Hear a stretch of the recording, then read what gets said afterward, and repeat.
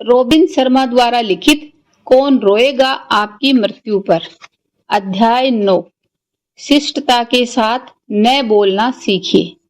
आपके लिए अपने सामने आने वाले हर अनुरोध के लिए हामी भरना तब आसान होता है जब आपके जीवन की प्राथमिकताएं धुंधली होती हैं।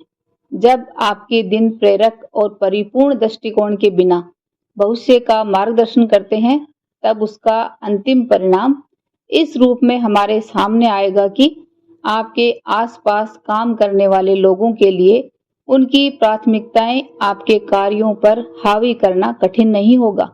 जैसा कि मैंने leadership wisdom from the monk who sold his Ferrari में लिखा है, अगर आपके दैनिक कार्यक्रम में आपकी प्रधानताएं आपकी सारणी का हिस्सा नहीं बनती हैं, तो दूसरों की प्राथमिकताएं उनका स्थान ले लेंगी।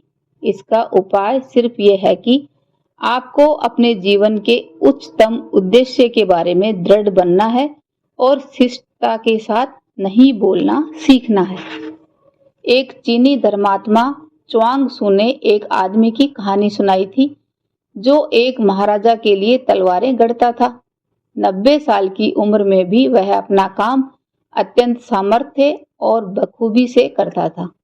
चाहे जितनी भी जल्दी में किया जाए, पर उसके काम में गलती नहीं होती थी।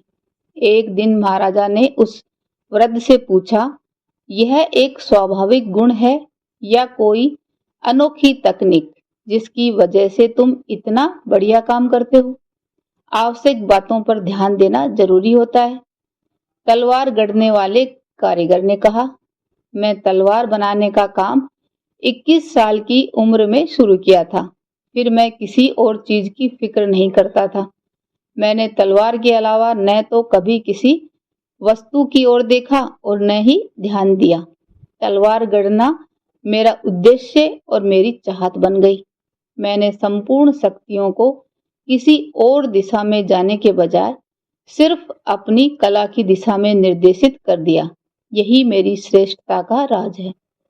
सबसे ज्यादा सक्षम लोग अपनी उस सर्वोच्चता के क्षेत्र पर ध्यान देते हैं जिन बातों में वे सर्वश्रेष्ठ हैं और अपनी प्रभावकारी गतिविधियों से अपने जीवन को आगे की दिशा में बढ़ा सकते हैं। अपनी सर्वोच्च महत्वपूर्ण चीजों की प्रचुरता के कारण कुछ न्यून महत्व वाली चीजें हमारा ध्यान आकर्षित करके विघ्न डाल सकती हैं। उन्हें नकारा जा सकता है। माइकल जॉर्डन, जो बास्केटबॉल के इतिहास में सबसे अच्छा खिलाड़ी माना जाता है, वह न तो अपने लिखित समझौतों को तय करता था, न ही अपनी पोशाक की डिजाइन बनाता था और न ही अपनी यात्रा की तैयारी करता था। वह अपने समय और शक्तियों को पूरी तरह से बास्केटबॉल के खेल पर केंद्रित कर देता था, जिससे वह सर्वोत्तम था।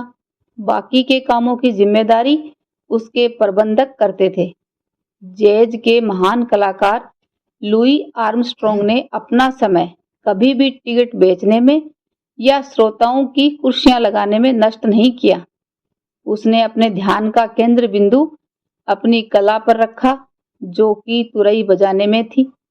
अनावश्यक बातों को अस्वीकार करने से आप उन चीजों पर ज्यादा समय दे सकते हैं जिससे हमारे जीवन को संवारने और बेहतर बनाने में मदद मिलती है और साथ ही सहायता भी मिलती है कि हम उस धरोहर को छोड़ सकें जिसके उद्देश्य को पूरा करने के लिए हम पैदा हुए हैं। अध्याय 9 की समाप्ति।